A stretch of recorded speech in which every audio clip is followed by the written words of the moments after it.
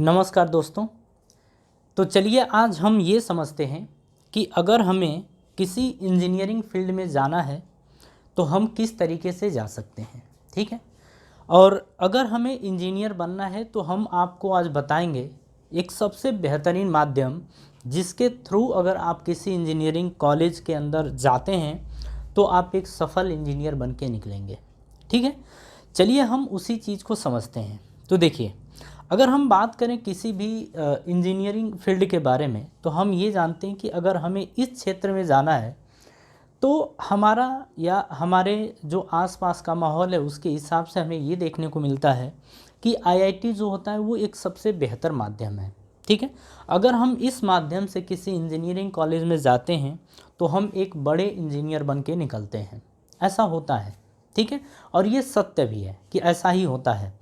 लेकिन देखिए, हम आज आपको बात ये बताएंगे कि अगर आपको उस फील्ड में जाना है और आपको इंजीनियर बनना है तो हम बात करने वाले हैं जेई मेन और एडवांस के बारे में। ठीक है। ये इंडिया के टॉप मोस्ट लेवल के कॉलेज इनके थ्रू मिलते हैं और उन कॉलेजों से अगर हम पढ़ाई अपनी पूरी करते हैं तो हम एक सफल इंजीनियर बन के निकलते हैं। लेकिन अगर हम बात करें यहाँ पे कि जो जेई के थ्रू जो एग्ज़ाम होता है यानी कि जेई एडवांस और जेई मेन, अगर इसकी बात करें तो ये एग्ज़ाम इतने आसान नहीं होते हैं जितना आप नॉर्मली सोचें, उतना आसान नहीं है। अगर आप ये सोच सकते हैं कि अगर आप एक बेहतर इंजीनियर बनने जा रहे हैं तो जो आपको बनने से पहले आपको जो मेहनत करनी पड़ेगी वो भी बेहतर करनी पड़ेगी। मतलब कि आपको ज़्यादा से ज़्यादा मेहनत करनी पड़ेगी, क्योंकि ये जो एग्ज़ाम होते हैं ये इतने ईजी नहीं है और ना ही इतने टफ़ भी हैं। लेकिन हाँ, इस एग्ज़ाम को अगर आपको क्रैक करना है, इस एग्ज़ाम में सफल होना है तो उसकी तैयारी आपको पहले करनी होती है। ठीक है। अगर आपको पहले से ही पता है कि आप कहाँ से ये तैयारी शुरू करेंगे तो आसानी से सफल हो सकते हैं। अगर ये तैयारी के जो स्टेप्स होते हैं अगर वो आपको पहले से ही पता हों तो आप आसानी से ये एग्ज़ाम क्रैक कर जाएंगे। मतलब बहुत ज़्यादा दिक्कत आपको नहीं होगी।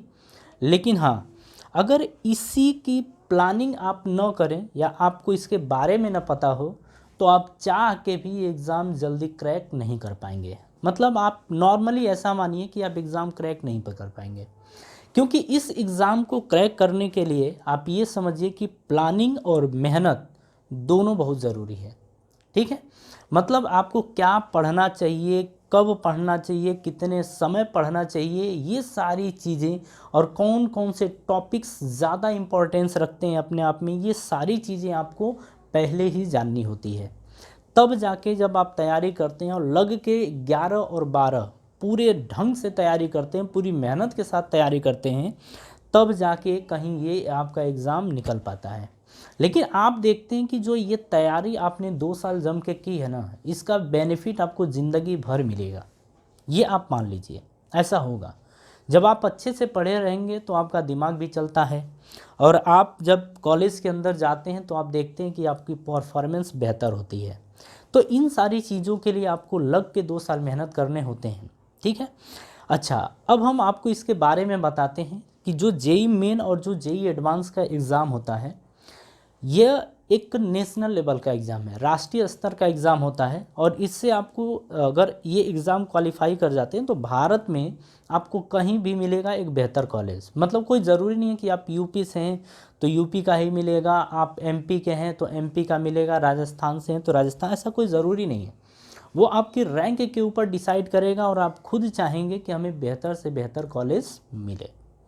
और अगर इस एग्ज़ाम की बात करें तो इसे एक एजेंसी कराती है जिसका नाम होता है एनटीए, नेशनल टेस्टिंग एजेंसी इसका नाम है। इसके थ्रू ही ये एग्ज़ाम कंडक्ट कराए जाते हैं, ये एग्ज़ाम करवाए जाते हैं और उसके बाद यहाँ से रैंक जो निकलती है उसी के आधार पर आपको इंडिया के ठीक ठाक कॉलेज मिलते हैं। ठीक है। तो चलिए अब हम इसको अब एक स्टेप बाय स्टेप समझेंगे कि इसमें हमें करना कैसे और क्या करना होता है। ठीक है। देखिए, और किस तरीके से कॉलेज मिलते हैं ये सारी बातें हम आपको बताएंगे। देखिए, अगर मान लीजिए कि आप जेई मेन और एडवांस क्वालिफाई कर जाते हैं तो इनमें अंतर होता है, दोनों को हम आपको बाद में समझाएंगे। ठीक है। लेकिन अगर आप एग्ज़ाम क्वालिफाई कर जाते हैं तो आपको या तो एनआईटीज़ मिलेगा या तो आईआईटीज़ मिलेगा। आईआईटी का मतलब होता है इंडियन इंस्टीट्यूट ऑफ टेक्नोलॉजी। आपको NITs मिलेगा जिसका नाम होता है नेशनल इंस्टीट्यूट ऑफ टेक्नोलॉजी, या CFTI यानी कि इसको बोला जाता है सेंट्रली फंडेड टेक्निकल इंस्टीट्यूट, ये बोला जाता है। तो आपको ये कॉलेज मिलेंगे। अब देखिए ये कॉलेज जो होते हैं, मतलब इन कॉलेजेस में, या आप एक इंजीनियर बनने जाते हैं तो आपको किस किस माध्यम से आप इंजीनियरिंग की डिग्री ले सकते हैं। तो एक होता है BE के थ्रू भी आप एक इंजीनियर बनते हैं, या BTech, या BArch, या B Plan। मतलब जब इनमें आप दाखिला प्राप्त करते हैं, यानी कि जब इस कॉलेज के किसी भी कॉलेज के अंदर आप इनके माध्यम से पढ़ाई करते हैं, या तो BE, BTech, BArch या B Plan, तो आप एक इंजीनियर बन के निकलते हैं। ठीक है, चलिए अब समझते हैं कि ये BTech, BE, BArch, B Plan इसकी फुल फॉर्म एक बार समझ लेते हैं। अगर हम BTech को कहें तो BTech का मतलब होता है बैचलर ऑफ टेक्नोलॉजी, BE का मतलब होता है बैचलर ऑफ इंजीनियरिंग। अगर हम BArch की बात करते हैं तो बैचलर ऑफ आर्किटेक्चर होता है, B Plan होता है बैचलर ऑफ प्लानिंग। ठीक है, ये होते हैं। अब देखिए ये मतलब ये डिग्रीज हुई, मतलब इनके थ्रू आप इंजीनियरिंग की डिग्री आपको मिली। अब ज़रा समझिएगा, हम बात कर रहे हैं नॉर्मली JEE मेन और एडवांस के बारे में। तो देखिए अगर हम नंबर ऑफ अटेम्प्ट्स की बात करें या प्रयासों की संख्या की बात करें, तो देखिए JEE मेन का जो एग्ज़ाम होता है आप 3 बार दे सकते हैं। 3 बार कैसे देंगे? मान लीजिए इस साल आप 12th में हैं तो 12th, फिर 13, 14 ये होता है। मतलब 12 में एक बार, 12 के बाद, और 12 के एक बार, मतलब एक बार के बाद एक बार, और ये 3 बार आप इसका एग्ज़ाम दे सकते हैं। मतलब JEE मेन का फॉर्म फिल कर सकते हैं। लेकिन अगर JEE एडवांस आपको JEE एडवांस का एग्ज़ाम देना है तो आप 2 बार ही एग्ज़ाम दे सकते हैं। मतलब एक 12th के साथ और एक 12th के बाद, यही 2 बार आप एग्ज़ाम दे सकते हैं। अगर हम बात करें जन्म तिथि की, डेट ऑफ बर्थ की, तो हम इन एग्ज़ाम की बात कर रहे हैं कि इनमें क्या क्या ज़रूरी है। आयु निर्धारित नहीं है, मतलब आप कितने भी साल के हों आप इन दोनों का फॉर्म फिल कर सकते हैं, बस आपके पास 12th में हो या 12th आप पास कर गए हों तभी। उसमें भी लिमिट है, लिमिट हमने बता दिया आपको। अब संस्थानों के लिए पात्रता यानी कि इंस्टीट्यूशन वाइज एलिजिबिलिटी की बात करें तो हम 12th के मार्क्स की बात कर रहे हैं। ठीक है, 12th में आपने कितने अंक प्राप्त किए हम उसकी बात कर रहे हैं। अगर जनरल और OBC कैटेगरी के हैं और आपके पास 75% अगर आपका मार्क्स है तभी आप इनके फॉर्म भर सकते हैं। मतलब JEE मेन और एडवांस का तभी फॉर्म भर सकते हैं। लेकिन अगर SC ST कैटेगरी के आप आते हैं तो 12th में आपके पास 65% मार्क्स होना चाहिए। मतलब आपके मार्क्स कितने होने चाहिए? 65%। अगर हम परीक्षा के विधि की बात करें यानी कि मोड ऑफ एग्जामिनेशन की, तो देखिए अभी हम 2 की बात कर रहे हैं। नॉर्मली अभी हम 2 को समझेंगे, 2 को हम बाद में समझेंगे। अगर हम पेपर फर्स्ट की बात करें तो पेपर फर्स्ट जब फॉर्म फिल करते हैं तो 2 तरीके के आता है, एक पेपर फर्स्ट और पेपर सेकंड करके। अगर आपको BE करना है या BTech करना है तो पेपर फर्स्ट भरेंगे और ये एग्ज़ाम होता है ऑनलाइन। इतनी बात ठीक है। चलिए आगे की कहानी समझिए। अगर हम इन एग्ज़ाम्स की बात करें तो इनमें अब जो नंबर ऑफ क्वेश्चन टोटल आप में जो क्वेश्चन दिखते हैं वो 90 क्वेश्चन होते हैं। लेकिन 90 में से आपको 75 क्वेश्चन करने होते हैं। 90 में से 75 क्वेश्चन करने होते हैं। परीक्षा का जो समय होता है यानी एग्ज़ाम टाइम की बात करें तो ये एग्ज़ाम 3 घंटे का यानी कि 180 मिनट का होता है। ठीक है, अगर हम भाषा की बात करें कि आप किन भाषाओं में ये एग्ज़ाम दे सकते हैं या फॉर्म फिल कर सकते हैं, तो एग्ज़ाम दे सकते हैं, तो आप हिंदी सेलेक्ट कर सकते हैं, अंग्रेजी माध्यम से एग्ज़ाम दे सकते हैं, गुजराती, पंजाबी, या अपने स्टेट लैंग्वेज की बात करें यानी कि हम बात कर रहे हैं जो राज्य की भाषाएं होती हैं उनके आधार पे भी एग्ज़ाम कंडक्ट करवाया जाता है, मतलब पेपर लिया जाता है। ठीक है, अगर हम मार्किंग स्कीम की बात करें तो ज़रा ध्यान से समझिएगा। अगर आपके उत्तर सही होते हैं तो उसके लिए 4 अंक मिलते हैं, लेकिन अगर आपका उत्तर गलत होता है तो 1 अंक कट जाता है, 1 अंक कट जाता है। ठीक है, चलिए NTA नेशनल टेस्टिंग एजेंसी इसकी बात करें तो देखिए हम अकॉर्डिंग टू 2021 बात कर रहे हैं। अभी जो 2021 में एग्ज़ाम हुआ है उसके बेस पे हम बात कर रहे हैं। जो देखिए टोटल मार्क्स जो है वो 300 का होता है। ठीक है। जब 75 क्वेश्चन करते हैं तो आपको मार्क्स कितने मिलते हैं, 300। 75 और हर एक मार्क्स होता है, हर एक क्वेश्चन होता है 4 नंबर के, ठीक है। अब जो पेपर हो रहा है उसमें 2 सेक्शन के हिसाब से क्वेश्चन आ रहे हैं, सेक्शन ए, सेक्शन बी। ये फिजिक्स, केमिस्ट्री, मैथ तीनों की हम बात कर रहे हैं, ठीक है। तीनों में 2 सेक्शन आएंगे, सेक्शन ए और सेक्शन बी। सेक्शन ए समझिए मैंडेटरी या ऑप्शनल। तो बात करते हैं कि जो सेक्शन ए में क्वेश्चंस हैं वो मैंडेटरी हैं, यानी कि अनिवार्य हैं। जो क्वेश्चन, जितने क्वेश्चन हैं सारे क्वेश्चन आपको करने हैं। नंबर ऑफ क्वेश्चंस कितने होते हैं, 20। सेक्शन ए में हर सब्जेक्ट में 20 क्वेश्चन होते हैं। अटेम्प्ट कितने करने हैं, 20 क्वेश्चन। सेक्शन मार्क्स मतलब कि जो सेक्शन ए के जो एक सब्जेक्ट का मार्क्स है, अंक है, वो 80 नंबर है। अगर करेक्ट मार्क्स की बात करें तो हर क्वेश्चन, अगर सही क्वेश्चन होता है तो हर क्वेश्चन पे 4 नंबर मिलेगा। अगर रॉन्ग क्वेश्चन होते हैं, मतलब अगर आपका क्वेश्चन गलत होता है, उत्तर गलत होता है, तो आपको -1 मार्क्स कट जाता है आपका, ठीक है। सही उत्तर पे 4 नंबर, गलत उत्तर पे 1 नंबर गया, ऐसा होता है।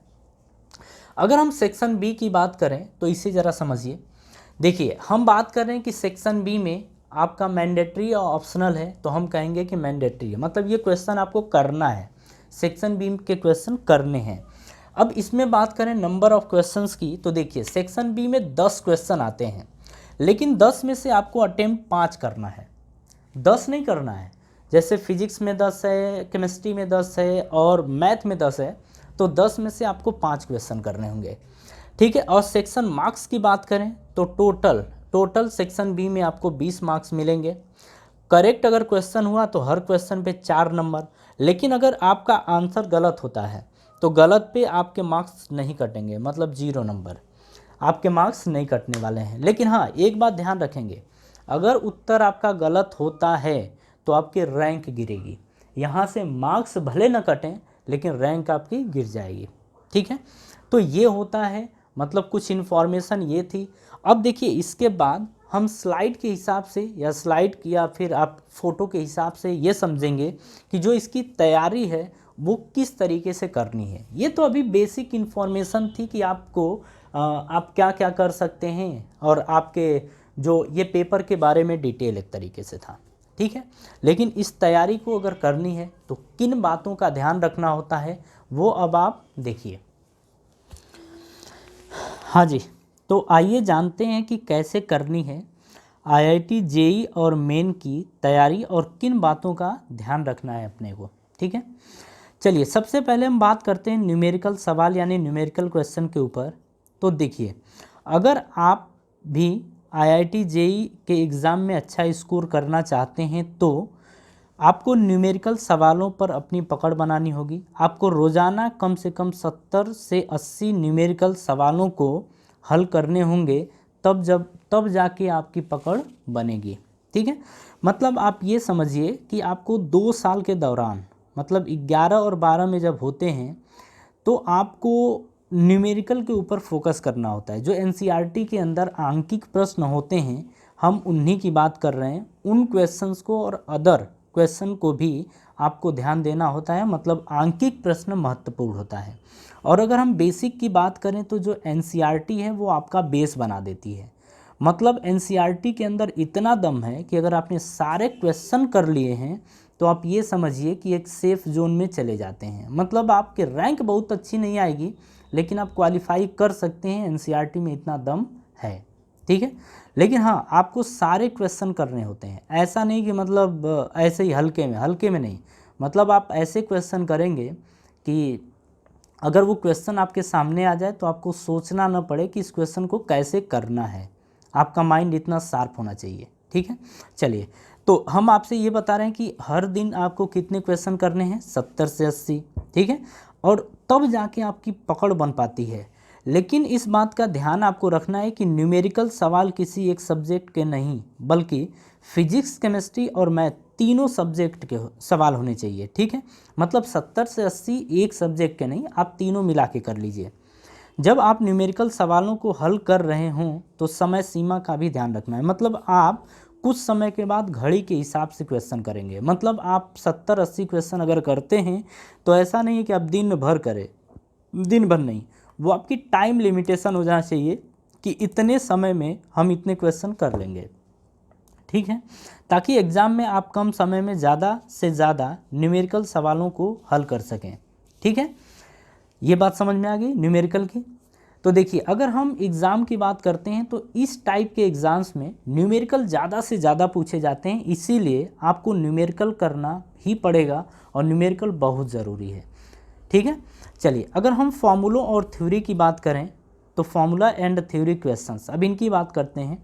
न्यूमेरिकल के बाद देखिए सबसे ज़्यादा प्रश्न अगर आते हैं तो फॉर्मूले और थ्योरी के आते हैं, न्यूमेरिकल के बाद इनकी बारी आती है। इसीलिए फॉर्मूलों को याद करने के साथ थ्योरी को पढ़ना ज़रूरी है। इस बात का ध्यान रहे कि टफ टॉपिक्स पर आप ज़्यादा से ज़्यादा समय दें। देखिए, जो टफ टॉपिक्स आपको लगते हैं ना, उनको ज़्यादा समय देना होगा, और जो इजी टॉपिक्स होते हैं उन पे थोड़ा कम ध्यान देना होगा। मतलब टाइम की बात करें, थोड़ा कम पढ़िए, लेकिन जो टफ टॉपिक्स हैं उनके ऊपर ज़्यादा पढ़ाई करिए, मतलब उनको ज़्यादा समय दीजिए, ठीक है। सरल, देखिए अब इसके अलावा सरल टॉपिक्स पर ध्यान देना भी ज़रूरी है, क्योंकि आपके लिए स्कोरिंग टॉपिक यही हो सकते हैं, ठीक है।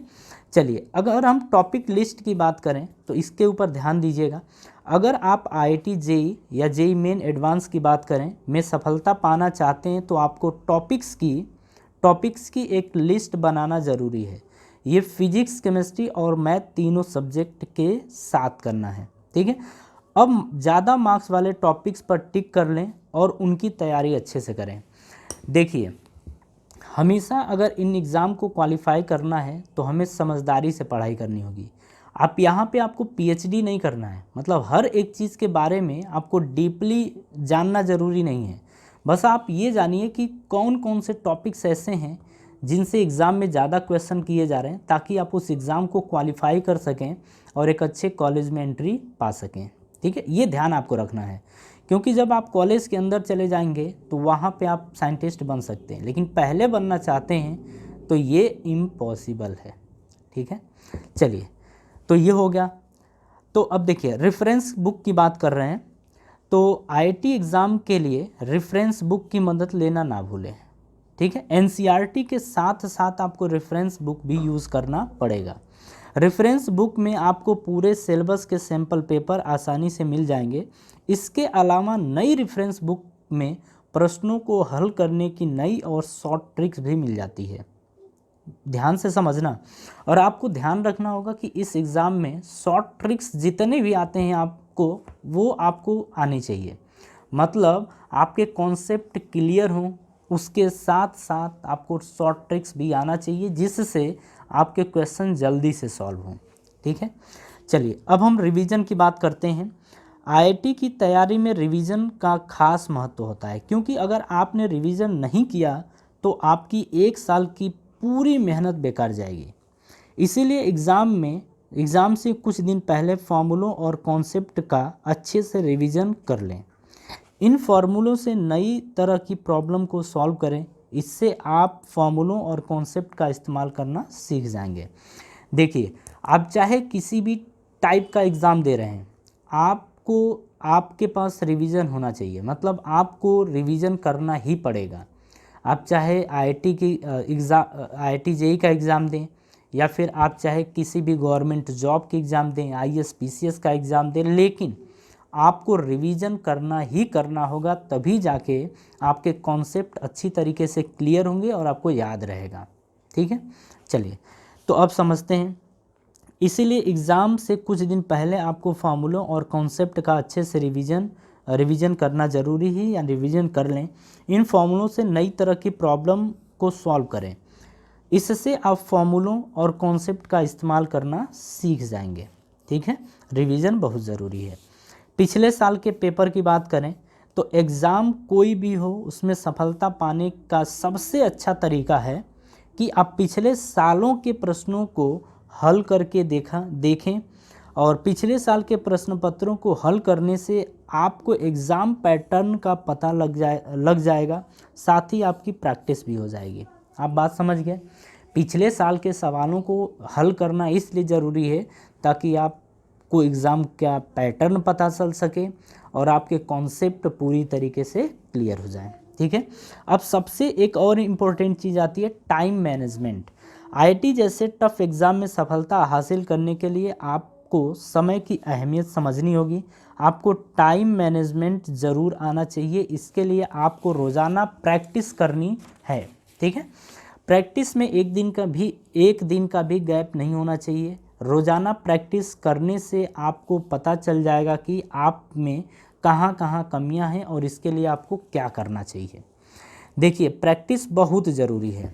अगर आप रोज़ रोज़ प्रैक्टिस करते हैं और टाइम मैनेजमेंट की भी बात करें तो टाइम मैनेजमेंट आपको बना के रखना होगा कि पर डे अपने को अगर 8 घंटे पढ़ने हैं, 10 घंटे पढ़ने हैं, 6 घंटे पढ़ने हैं, 4 घंटे पढ़ने हैं, तो आपको रोज़ रोज़ पढ़ना होगा उतना। ठीक है, ये आपका टाइम मैनेजमेंट होना चाहिए। ठीक है। चलिए, अब तेज़ी से गणना यानी फास्ट कैलकुलेशन की अपन बात कर रहे हैं। तो इस एग्ज़ाम में या किसी भी टाइप्स के एग्ज़ाम में जिसमें मैथमेटिकल पोर्शन आता है उसमें आपका कैलकुलेशन बहुत फास्ट होना चाहिए। ठीक है। मेमोरी तेज़ तो होनी चाहिए लेकिन कैलकुलेशन फास्ट होना चाहिए। मेमोरी के साथ साथ प्रैक्टिस भी बहुत ज़रूरी है। अगर आप कैलकुलेट बहुत तेज़ी से कर पाते हैं तो जो देखेंगे कि आपके जो न्यूमेरिकल्स हैं वो तेज़ी से सॉल्व होंगे, तो आपको ध्यान रखना है। और देखिए, ये फास्ट कैलकुलेशन जो है ना वो करना आप अचानक से नहीं कर पाएंगे। इसके लिए आप अगर 2 साल तैयारी को दे रहे हैं तो 2 साल लगातार आपको ध्यान रखना होगा कि हमारी कैलकुलेशन स्लो ना हो, हमारी कैलकुलेशन फास्ट हो। और आपको ये भी कोशिश करना है कि आपको जो चीज़ें लिखनी हो थोड़ा कम लिखें, लेकिन आप ज़्यादा से ज़्यादा दिमाग के अंदर कैलकुलेशन कर लें। या कॉपी पे भी आप अगर कैलकुलेशन करते हैं तो थोड़ी फास्ट होनी चाहिए। ठीक है। तो देखिए, ये पूरे साल आपको करना है, पूरे 2 साल। या अगर केवल 12th में तैयारी करने जा रहे हैं तो आपको 12th में ही ध्यान रखना होगा, लेकिन पूरे साल। ठीक है। चलिए जी, अब आगे की कहानी समझते हैं। हाँ जी, तो जितनी भी बातें आपको बताई गई हैं उन बातों को आपको अच्छे तरीके से ध्यान रखना है। ठीक है। हर स्टेप आपको पूरे 2 साल फॉलो करने हैं। अगर 2 साल आप प्रिपरेशन करते हैं, अदरवाइज 1 साल करते हैं तो 1 साल पूरे के पूरे महीने आपको लग के रखना होगा, मतलब लगे रहना होगा, तब जाके आप इस एग्ज़ाम को क्रैक कर पाएंगे। अदरवाइज ये मानिए कि ये सपना और सपना ही रह जाएगा, हकीकत में कभी बदल नहीं पाएंगे। आप किसी भी टाइप की तैयारी करें, आप इंजीनियरिंग की कर रहे हैं, मेडिकल की कर रहे हैं, आईएएस पीसीएस, चाहे जो एग्ज़ाम की तैयारी करें, आपको पूरे साल लग के तैयारी करनी होगी, तब जाके आपका एग्ज़ाम क्रैक होता है। ठीक है। तो चलिए, अब हम आपको नई इन्फॉर्मेशन के साथ मिलेंगे नेक्स्ट वीडियो में। लेकिन हाँ, हम आपको बता दे रहे हैं कि जैसे B Tech, BE, B arch, B plan, इन सारी चीज़ों के बारे में हम आपको अलग से इन्फॉर्मेशन देंगे, आप उन्हें भी अच्छे से देख लीजिएगा। ठीक है। और एक बात आपको ध्यान रखनी है कि आप ये जो आपको वीडियो मिल रही है, इस वीडियो को आप ज़्यादा से ज़्यादा अपने दोस्तों को शेयर करें ताकि उनको भी ये पता चल सके कि अगर हमें इस फील्ड में जाना है तो हमें क्या क्या सावधानियां बरतनी होगी। ठीक है। तो चलिए, धन्यवाद जी।